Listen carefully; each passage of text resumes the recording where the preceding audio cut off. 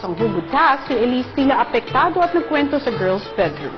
So weird. I keep having dreams. Ako din. My dream naman last night about my ex. Oh. Which ex?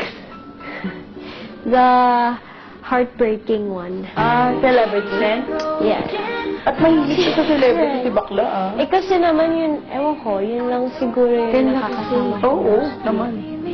Tsaka sa school kasi fashion design ako, mga kasama ko Becky, babae. Oo. But then I learned na no na. Ayaw mo na na showbiz? No showbiz. No. Clue. Clue lang. Sabihin mo na. Yung clue ko so easy. Tayo lang apat makakaalam. Wow! Hindi lang sabihin sa boys, para di ka asarin. Sige na. Clue. Famous? Nasa showtime? He had a show before na naging big. Gaano kayo katagal? A year din. Pero hindi, for Elise, I think, hindi mag-work talaga sa'yo. Yung Ganon. actor, oo, wag ganun. Malay mo naman. Kumbaga, huwag ka doon pumupas. Kapag ka may dumating, may worthy. I di okay. But, malay mo si Koy. Makoy na lang. Maklis, go. Mr. Pagkipot ka nga, hanggang kailan ba? O Elise, bakit natahimik ka at nakangiti na lang? Dahil hindi makamove on, pinakanta kay JK ang kanyang original song. Oo nga. Fast lang.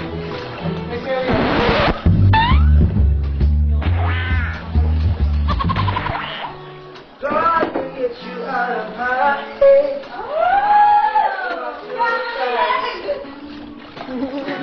Been trying to think about the pain, but I just can't get you off my mind.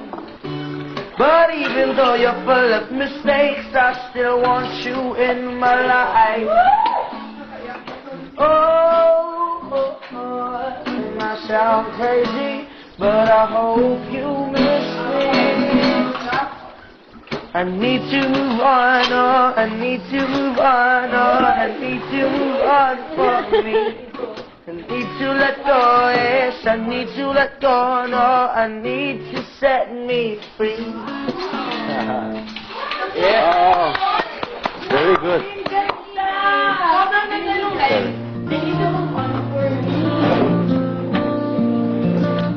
But I really could not expect that you will leave me for him.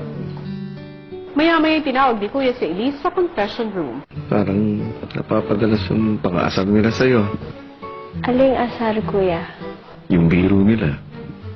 Kuya, kasi lagi silang nag-aasar. Marami silang inaasar, actually. Nakikiride lang naman ako. Baka kasi isipin nyo. Totoo. Mainit ba? Kuya, init. Paano kita makikilala, Elise? Hindi mo ako kukwentuhan. Kuya, anong kukwento ko?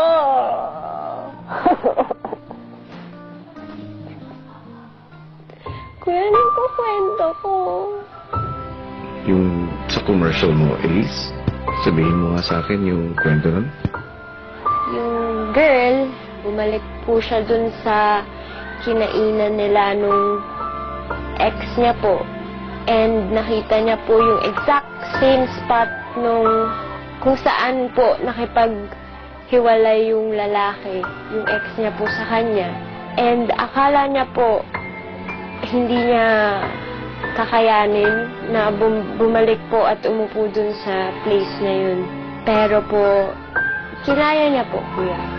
Nakaka-relate ka ba dun sa babaeng yun? Hindi ko po masabi, kuya, na iniwan po ako, pero parang yun po yung naramdaman ko, kuya.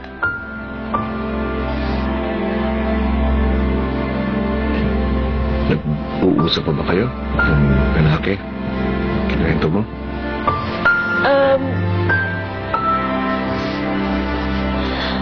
Hindi naman na po. Hindi ko po alam, kuya, kasi parang hindi ko po siya siguro din makakausap nang hindi ko po naaalala yung mga ginawa ko. Elise, Kuya, kung may sasabihin ka doon sa babae, sa commercial, kung may payo ka na ibibigay sa kanya, ano yun? kahit anong mangyari, kakayanin mo pa rin na makalimot at magsimula ng bago. Mas makakabuti. In time. Di ba nga may kasabihan? Kapag may pinagdadaanan ka, daanan mo lang. Huwag mong tambayan.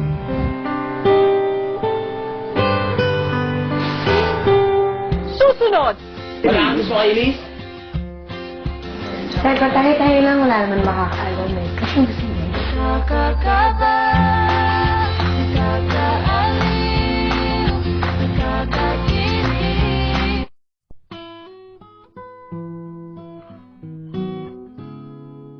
Sa paglabas ni Elise sa confession room, Umiyak nga.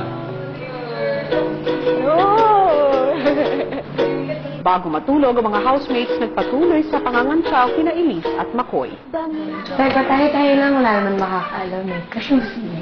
Yun yung sagot ko. Gusto mo matagal na kami magkaibigan sa'yo. Pero crush mo ba? Si McCoy? Feeling ko po crush si McCoy eh. Kasi po, pag inaasal po namin si McCoy sa kanya, bigla siya namumula. Parang si Elise, hindi bagong gising mo. Hindi ko alam. Weird. Weird. Walang pag-asa. Hindi ko alam. Weird. Weird lang. Feeling ko, nararamdaman ko, yung body language niya sa'yo, totoo ngayon.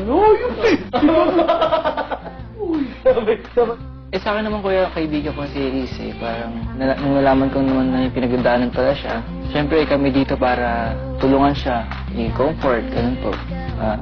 Kalimutan yung past niya. Gusto ka, Elise? Kahit konti? Kung may feelings ka na I mean, ayoko mag, yung... assume? Oo, assume. Kasi, andun muna, parang andun marang. Mas, get to know her. Hindi mo siya gusto, pero gusto mo siya. Sige, in between. Nakakaya naman kay Elise kung may sabihin niya na inaasar siya, tinutokso siya sa akin. Nakakakaba, Pero feeling ko lang ang pakaramdam ko. Hanggang, okay lang dyan. Pakaramdam, yung malakas yung pakaramdam ko pa. baliw, napapaganda, napapaisip. Abangan! Patindi ng patindi ang mga hamon na haharapin ng mga housemates. Lapit lang! Okay lang! Nasa kamay ng mga lalaki ang pagtatagumpay. Sino ang unang bibitaw? At mapagtagumpayan kaya nila ang mga natitirang hamon. Sabay-sabay natin tutukan yan sa Pinoy Big Brother Lucky Season 7.